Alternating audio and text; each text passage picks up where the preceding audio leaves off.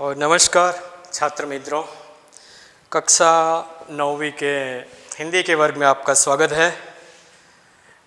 दोस्तों, आज हम एक नई इकाई की ओर जा रहे हैं। इसके पहले हम एक पंक्ति को समझेंगे। देखें,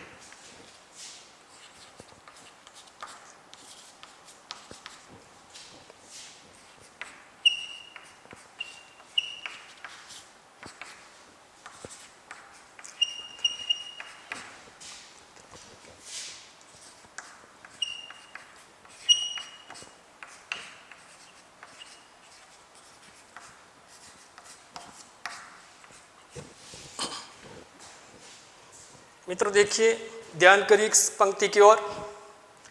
तेजस्वी सम्मान खोजते नहीं, अपना गोत्र बतला के। तेजस्वी सम्मान खोजते नहीं, अपना गोत्र बतला के। पाते हैं जग से प्रशस्ति, अपना कर्तव्य दिखला के। बहुत कुछ कहे जाती है यह पंक्ति। तेजस्वी जो सचमुच में महान लोग हैं, महान व्यक्ति हैं, वे लोग सम्मान खोजते नहीं, सम्मान की प्राप्ति करते नहीं, अपना गोत्र बतला के। गोत्र यानी वंश जाति के आधार पर। गोत्र का मतलब है कि हम या वंश या जाति के संदर्भ में। एक वक्त ऐसा था, एक समय ऐसा था कि व्यक्ति की महानता जाति के आधार पर मानी जाती थी, लेकिन यह वक्त नहीं रहा। आज सब कुछ बदल गया है। व्यक्ति महान बनता है कैसे?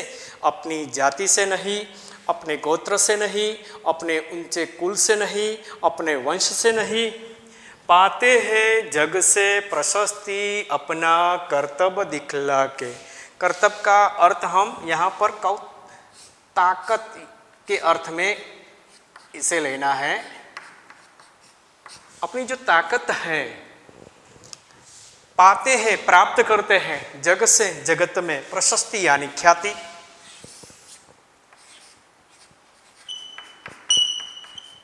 यश,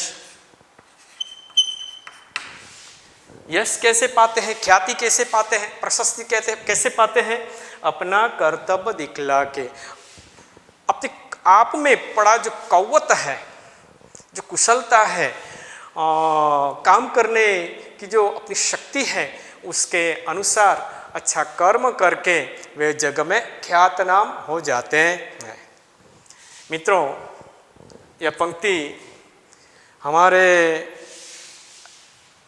एक हिंदी साहित्य के मूर्धन्य कवि रामधारी सिंह दिनकर की है और उनका एक खंड काव्य है रश्मि रथी।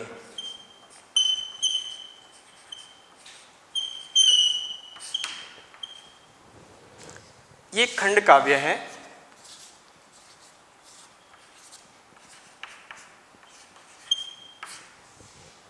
जिसके कवि हैं रामधारी सिंह दिनकर।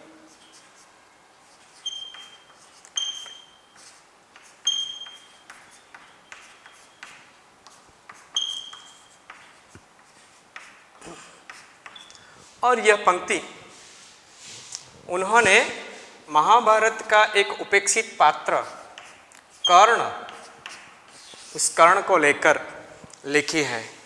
मित्रों, हम कर्ण के पात्र को जानते हैं। महाभारत का शायद कोई उपेक्षित पात्र रहा हो तो वह कर्ण रहा। जन्म तो उच्च कुल में हुआ था, कुंती माता के कोख से कर्ण का जन्म, लेकिन विवाह के पहले जन्म होने के कारण, लोक लज्जा के कारण कुंती माता ने कर्ण का त्याग किया था। एक पिटारी में बंद करके उसे नदी में बहा दिया था और यह पिटारी एक सारथी को मिली। सारथी कर्ण को अपने घर पर लाया और उसका जतन किया, परवरिश की, और इस प्रकार कर्ण एक सारथी के घर पला सुतपुत्र कहलाया, जो कि वह जन्म से ही कुशल था और उसमें जो कवच पड़ा था वह धीरे धीरे बाहर आता है। बाण विद्या में उसने बहुत बाण विद्या का प्रवीण माना जाता है और उसका सामना करने वाला कोई योद्धा भी नहीं है। ऐसा कुशल बाणावरी के रूप में कर्ण उभर आता है। ये सारी कथा हम जानते हैं। आप लोग धारावाहिक देखते होंगे, महाभारत को जानते हैं, और महाभारत धारावाहिक में अभी अभी ही टीवी पर ये धारावाहिक बताया जा रहा था और आप लोगों ने उसमें कर्ण के पात्र को देखा होगा, उसका अभ्यास किया होगा, उसकी मनस्थिति को आप लोगों ने समझा होगा, किस मानसिक स्थिति से कर्ण गुजरा है। सतत हर क्षण हर पल अनेक संजोगों पर उसे उपेक्षित होना पड़ा। यह बात हमारे कवि को पसंद न आई। रामधारी दिनकर ने कर्ण को न्याय देने का प्रयास किया है रश्मि रथी खंड काव्य के माध्यम से। रश्मि रथी का अर्थ समझे। रश्मि रथी यानी रश्मि यानी किरण, और रथी किरणों के रथ पर सवार है जो वह, उसे कहते हैं रश्मि रथी। कर्ण के लिए यह शब्द प्रयोग किया गया है। कर्ण सूर्यपुत्र भी था।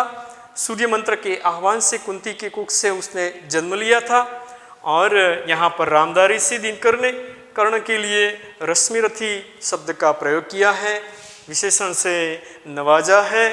तो ऐसा एक पात्र हमारे सामने कर्ण की बात यहाँ पर लेकर उपस्थित हुए हैं। हमारा जो पाठ्यक्रम है उसकी चौथी इकाई कर्ण का जीवन दर्शन, इसका हम अध्ययन करेंगे जो कविता के रूप में है।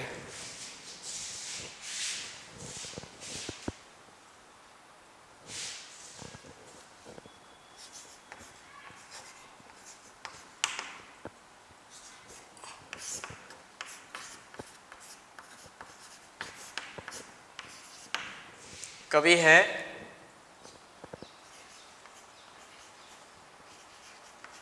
रामधारी सिंह दिनकर।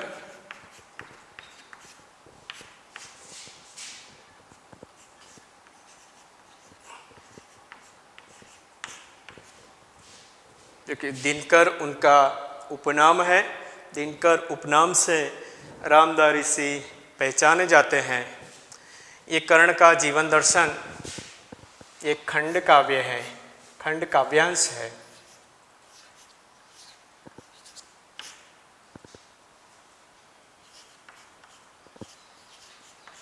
यानी खंड काव्य से लिया गया काव्य का अंश है। उसकी जो मूल कृति है वह खंड काव्य रश्मि रथी।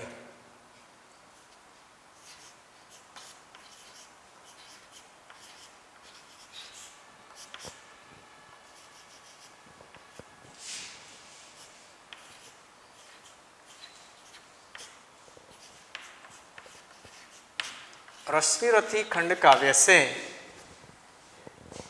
ये कर्ण का जीवन दर्शन, ये कृति हमारे सामने है। रश्मि रथी की बात करें तो ये दिनकर जी का खंड काव्य है। इसके पहले दिनकर जी के बारे में हम जाने।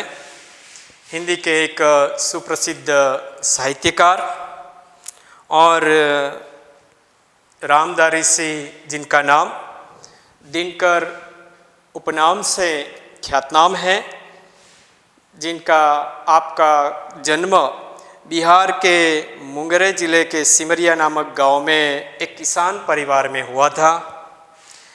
प्रारंभिक शिक्षा गांव में ली, उच्च शिक्षा पटना में प्राप्त की, पटना विश्वविद्यालय से स्नातक की पदवी प्राप्त की और अध्यापन कार्य भी उन्होंने करवाया। यहाँ कुछ समय के लिए रजिस्ट्रार के रूप में और मुजफ्फरपुर कॉलेज में वे हिंदी विभाग के अध्यक्ष भी रहे थे और भागलपुर विश्वविद्यालय के उप कुलपति के रूप में भी आपने सेवाएं प्रदान की है और भारत सरकार की हिंदी सलाहकार समिति के अध्यक्ष भी आप रहे हैं।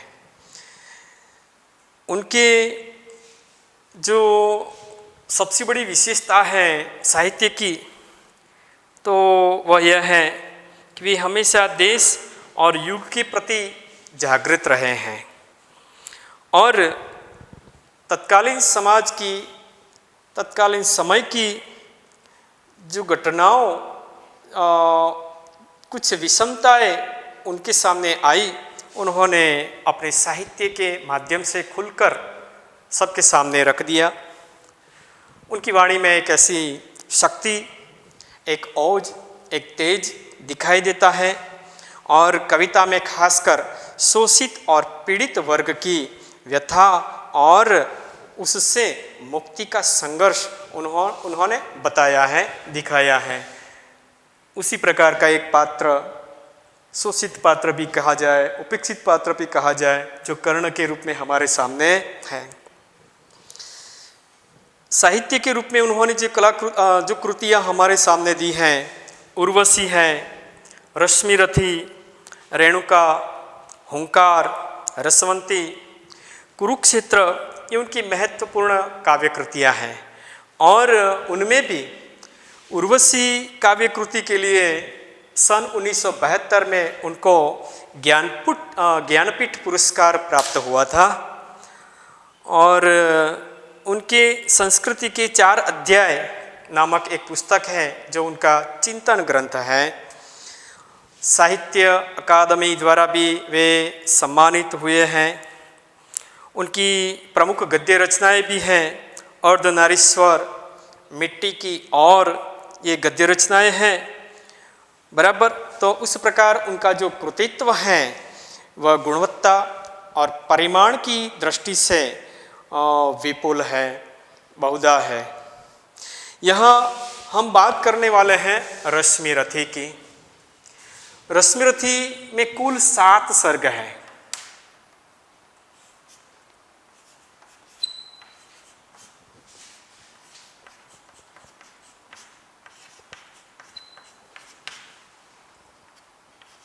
सर्ग का मतलब हम लेंगे, मान लो कोई उपन्यास होता है तो उपन्यास के अलग अलग प्रकरण होते हैं बराबर। तो उसी प्रकार सर्ग ये एक अध्याय के रूप में है, पहला अध्याय, दूसरा अध्याय, तीसरा अध्याय, इस प्रकार कुल 7 सर्ग में ये खंड काव्य लिखा गया है रश्मिरथी। आज हम जो पढ़ने वाले हैं कर्ण का जीवन दर्शन, वह रश्मिरथी का तीसरा भाग है, तीसरा सर्ग, कर्ण का जीवन दर्शन।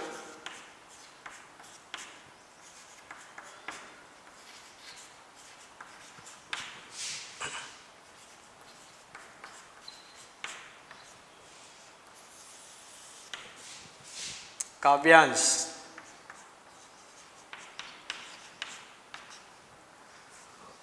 रश्मिरथी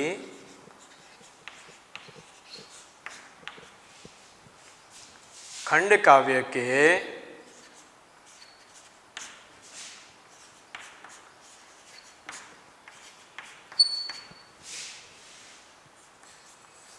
तीसरे सर्ग के तीसरा सर्ग और उसमें भी दूसरा भाग, तीसरे सर्ग के दूसरे भाग से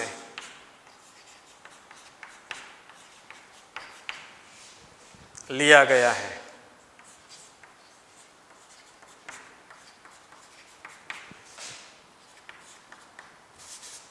हमने जाना ये पूरा रश्मिरथी है, उसका मुख्य पात्र कर्ण है और कर्ण को लेकर सारी घटनाएं खंड काव्य में निरूपित की गई हैं।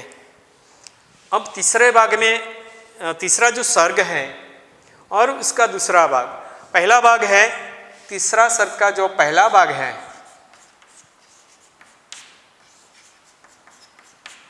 उस समय कौरवों यानी दुर्योधन कृष्ण संवाद है और जो दूसरा भाग है उस दूसरे भाग में कृष्ण कर्ण संवाद है।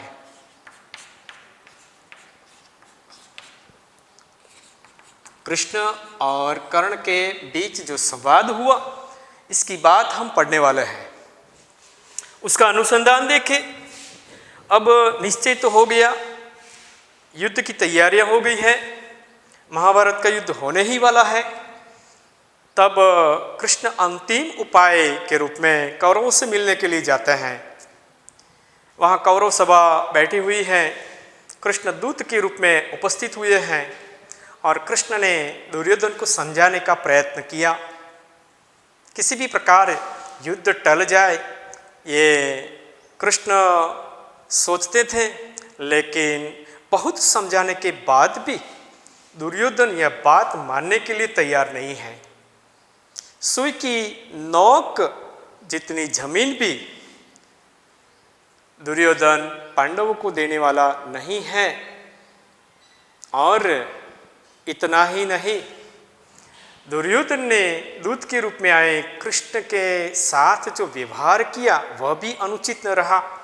कृष्ण को कैद करवाना चाहा, लेकिन कृष्ण अपने विराट स्वरूप को धारण करते हैं और कौरव कृष्ण को पकड़ नहीं पाते, उनको कैद नहीं करवा सकते।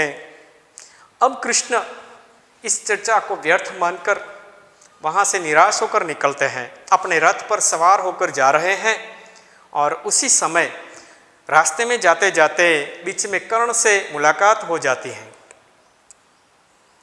कृष्ण कर्ण को अपने रथ में बिठा देते हैं और जंगल में एकांत की ओर ले जाते हैं और उस समय कृष्ण और कर्ण के बीच जो संवाद हुआ उस संवाद को यहाँ पर रखा गया है। तीसरा सर्ग उसका दूसरा भाग, उसमें कृष्ण कर्ण संवाद की बात है। अब कृष्ण के पास एक उपाय अंतिम बचा कि शायद कर्ण मान जाए। कर्ण अगर पांडवों के पक्ष में अगर आ जाता है तो शायद ये युद्ध की जो घटना होने वाली है तो युद्ध रुक भी सकता है, अथवा तो पांडव का जो पक्ष है वह मजबूत भी बन सकता है। और इसी आशय कृष्ण कर्ण को समझाते हैं। कर्ण के सामने अनेक प्रलोभन रखे, राज्य शासन का प्रलोभन कर्ण को दिया गया। अगर कर्ण पांडवों के पास वापस चला था, क्योंकि वह कुंती पुत्र था और पांडवों का एक तरह से पांडवों का भाई भी है, ज्येष्ठ भ्राता भी है, तो अगर वह पांडवों के पक्ष में आता है भाई के रूप में तो इसमें तो कोई बुरी बात नहीं है। और इसलिए कृष्ण समझा रहे हैं, अनेक प्रकार के प्रलोभन दिए, सब कुछ कहा, लेकिन कर्ण का व्यक्तित्व यहाँ पर उभर आता है इस संवाद के रूप में। कर्ण पांडवों के पक्ष में जाने से स्पष्ट इनकार कर देता है, नहीं चाहता। और एक बात यह भी है कि जब पांडवों कौरवों ने द्रोणाचार्य से शिक्षा प्राप्त की और शिक्षा प्राप्ति के बाद उनका एक प्रदर्शन रखा गया था हस्तिनापुर के रंगमंच पर, और उसी समय एक एक करके कौरव पांडवों ने अपने कौशल्य बताए। उनके पास उन्होंने जो विद्या प्राप्त की थी, जो किसी ने धनुर्विद्या प्राप्त की, किसी ने गदा विद्या प्राप्त की, तो उन्होंने अपने अपने कौशल्य प्रदर्शित किए। और उसी समय उस दिन कर्ण भी अपना कौवत दिखाने के लिए वहाँ उपस्थित हुआ और ललकारा, पांडवों को ललकारा था कि भाई जब अर्जुन श्रेष्ठ बाण विद्या प्राप्त की है उसके रूप में जब जयघोष हो रहा था, तब कर्ण ने सबको ललकारा कि मैं अर्जुन का मुकाबला करना चाहता हूँ। और उसी समय कर्ण के साथ जो व्यवहार हुआ, वहाँ पर उपस्थित आचार्यों कृपाचार्यों ने कर्ण के सामने सवाल किया कि तुम हो कौन, तुम तो एक सूतपुत्र हो। जाति का प्रश्न उठाकर कर्ण को वहाँ पर प्रताड़ित किया गया था। और उसी समय किसी को कर्ण के प्रति संवेदना का भाव किसी के मन में नहीं जगा था। उसी समय वहाँ दुर्योधन खड़ा हुआ और कर्ण के कंधे पर हाथ रखा था। दुर्योधन ने अपना एक राज्य देकर कर्ण को राजा बनाया और इस प्रकार कर्ण और दुर्योधन के बीच की मैत्री की शुरुआत हुई, दोस्ती की शुरुआत हुई। ऐसी संकट घड़ी में जब दुर्योधन ने कर्ण को सहायता की थी, यह बात कर्ण कभी भूल नहीं सकता। प्रत्येक मामलों पर, प्रत्येक मामलों पर कर्ण को सहायता करने वाला एकमात्र दुर्योधन था। दुर्योधन हर हमेशा कर्ण के पास खड़ा रहा, कर्ण को मान सम्मान दिया और इस बात को कर्ण कभी भूल नहीं पाता। अगर वह पांडवों के पक्ष में जाता है तो वह सबसे बड़ा अन्याय है। कर्ण नहीं चाहता कि मैत्री को तोड़कर वह दोस्ती के नाम पर कलंक बन जाए, वह कलंक बनना नहीं चाहता था।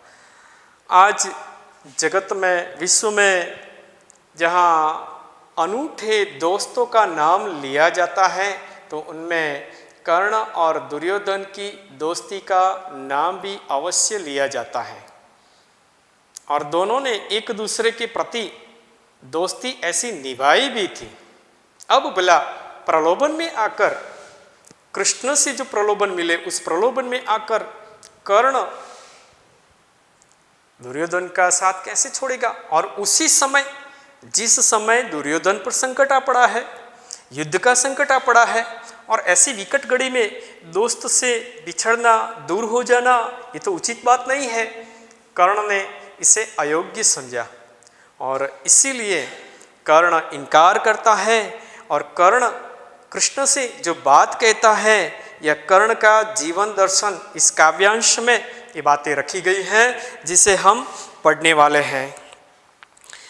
यहाँ देखिए, खासकर इस संवाद में कर्ण का ही संवाद है, अंतिम संवाद है, और उस संवाद से स्पष्ट होता है और कर्ण के जितने भी गुण हैं उनमें से एक अच्छा मित्र, कर्ण एक सच्चा मित्र है, यह बात भी हम इस पद्यांश से देख पाते हैं।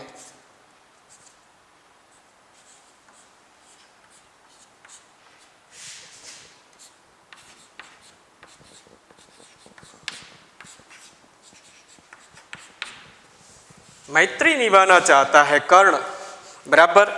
तो यहाँ महारथी कर्ण के करुण किंतु भव्य जीवन की समीक्षा करने वाला ये खंड काव्य है रश्मिरथी, और मूल कथा महाभारत से ली गई है। कर्ण जन्मजात महानता पर पुरुषार्थ जन्य महानता की विजय चाहता है, और इसलिए एक जगह पर तो कर्ण के मुख में दिनकर जी ने ये शब्द रखे हैं कि जाति जाति रटते जिनकी पूंजी केवल पाखंड। क्या? जाति जाति रटते जिनकी पूंजी केवल पाखंड, मैं क्या जानूं जाति, जाति है ये मेरे भुजदंड। अर्थात महानता प्राप्ति का रास्ता ये कोई वंश परंपरागत का नहीं है। उच्च कुल में जन्म लेने से व्यक्ति महान नहीं बन पाता है, लेकिन कर्मों से महान बनता है। इस बात का समर्थन भी इस काव्यांश के माध्यम से किया गया है। हम लोग काव्य को पढ़ेंगे। आप अपनी जो किताब है उसको खोलकर ही बैठें, किताब और साथ साथ नोटबुक भी साथ रखें। पहले हम कविता का पठन करेंगे, बाद में इसका अर्थ जानेंगे। तो ध्यान दें पुस्तक में।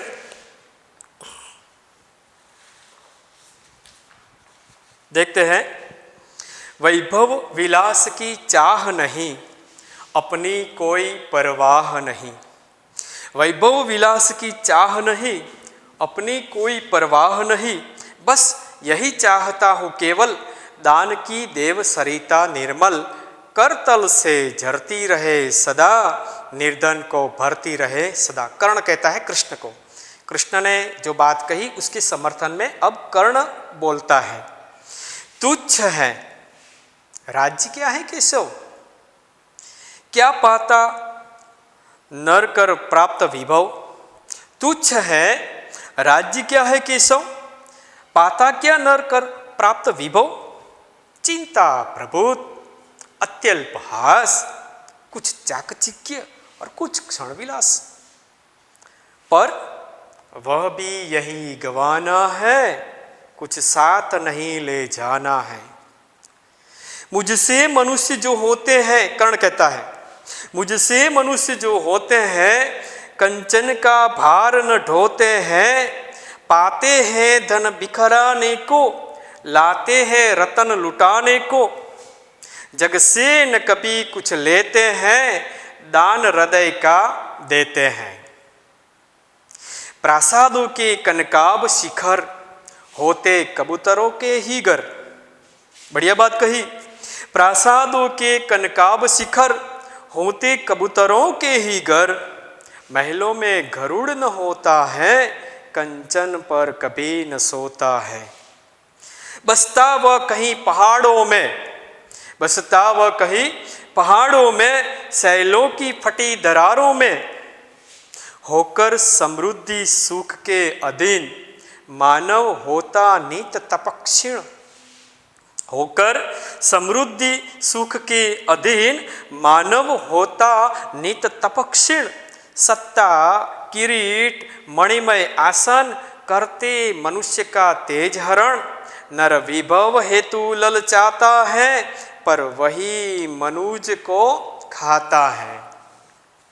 चांदनी पुष्प छाया में पल, नर गले बने सुमधुर कोमल, पर अमृत क्लेश का पिए बिना, आतप अंधड़ में जिए बिना, वह पुरुष नहीं कहला सकता, विघ्नों को नहीं हिला सकता।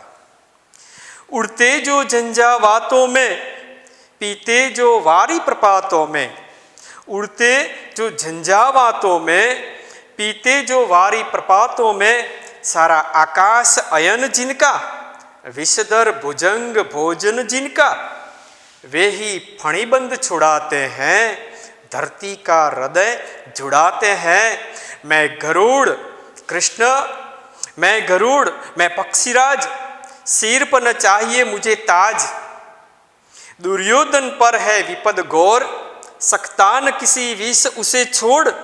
रणखेत पाटना है मुझको, अही पास काटना है मुझको। बढ़िया बात यहाँ पर कर्ण ने कही है, जो एक योग्य उचित मित्र के मुख से निकलनी चाहिए। देखिए कविता की ओर ध्यान दे, क्या कहता है कर्ण। कर्ण की चाह क्या है, कर्ण की इच्छा क्या है, ये प्रथम पंक्ति में बात कही गई है। वैभव विलास की चाह नहीं, अपनी कोई परवाह नहीं। वैभव यानी धन दौलत, विलास यानी सुखोपभोग, सुख उपभोग। वैभव से सुख उपभोग मिलता है। चाह नहीं, मुझे उसकी चाहना नहीं है। चाह नहीं यानी इच्छा नहीं है। कर्ण किसकी इच्छा नहीं रखता है? वैभव और सुखोपभोग की, धन धान्य यानी धन संपत्ति, धन दौलत और सुख उपभोग मुझे नहीं चाहिए। अपनी कोई परवाह नहीं, और मुझे अपनी कोई परवाह नहीं है, मेरा कुछ भी हो जाए, अब मैं जहाँ हूँ वहाँ ही रहूँगा। दुर्योधन का साथ अब से मुझे अब मैं छोड़ने वाला नहीं हूँ, नहीं छोड़ सकता मैं। इस घड़ी मुझे दुर्योधन का साथ नहीं छोड़ना चाहिए। ये बात, यही इशारा कर्ण ने किया है। बस यही चाहता हूँ। तो चाहना क्या है? कर्ण की इच्छा नहीं है क्या? धन दौलत पाने की, सुख उपभोग की, और अपने आप की भी कोई परवाह नहीं है। उसकी इच्छा मात्र क्या है? बस यही चाहता हूँ, केवल मात्र मेरी यही इच्छा है, मैं यही चाहता हूँ। दान की देव सरिता निर्मल, करतल से जरती रहे सदा। दान की, वह दाता के रूप में पहचानते हैं उसे। संसार में श्रेष्ठ दाता का नाम अगर लिया जाए तो वह कर्ण है। दान की देव सरिता, यहाँ दान की नदी बहती रहे। कैसी?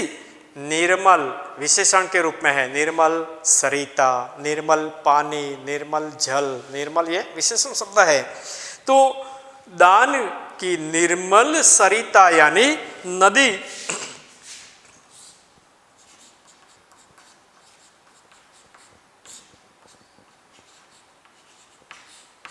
और निर्मल का अर्थ क्या लेंगे?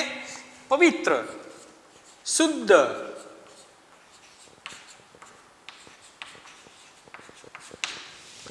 दान की पवित्र नदी सदा करतल से हथेली, करतल यानी हथेली, वह अपने हाथों से हमेशा दान देता रहे। किसी उपेक्षित को, जरूरतमंद व्यक्ति को, पीड़ित व्यक्ति के लिए मदद रूप बन सके। हमेशा कर्ण का नियम था, प्रातः पूजा के बाद कर्ण के सामने जो कोई भिक्षुक आता, वह जो कुछ भी मांगता कर्ण उसे देता।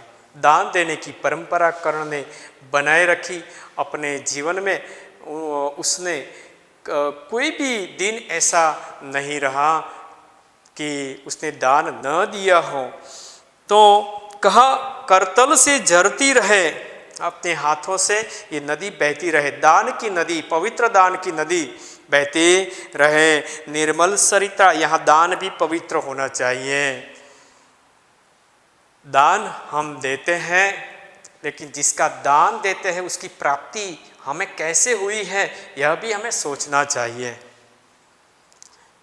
उचित मार्ग से, योग्य मार्ग से हमने प्राप्त की हुई धन संपत्ति का ही दान कर सकते हैं। शास्त्रों में ऐसा कहा गया है। अयोग्य रूप से हमारे पास जो धन संपत्ति आती है, वह चाहे करोड़ों का दान करो, वह व्यर्थ है, निष्फल है। इसका कोई फल हमें नहीं मिलता, अन्यथा वह पाप की स्थिति है। मतलब कि हमने जो संपत्ति प्राप्त की है योग्य मार्ग से, उसका ही हम दान कर, उसे पवित्र दान कहते हैं। तो कर्ण यही चाहता है कि उसके हाथों से हमेशा पवित्र दान की नदी सतत निरंतर बहती ही रहे, बहती रहे और निर्धन को भरती रहे सदा। यानी जिन लोगों को आवश्यकता है दान की, जो निर्धन है, गरीब है, इन लोगों को समृद्ध बनाए रहे। उन लोगों का घर भरता ही, उन लोगों का घर हमेशा कर्ण की दान से भरता ही रहे। यहाँ पर कर्ण की उदारता की बात की गई है। कर्ण बड़ा उदार था। उदार था इसलिए तो वह दान दे रहा है, बराबर। तो यहाँ तक हम रुकेंगे, अगला भाग हम दूसरे वीडियो में देखेंगे।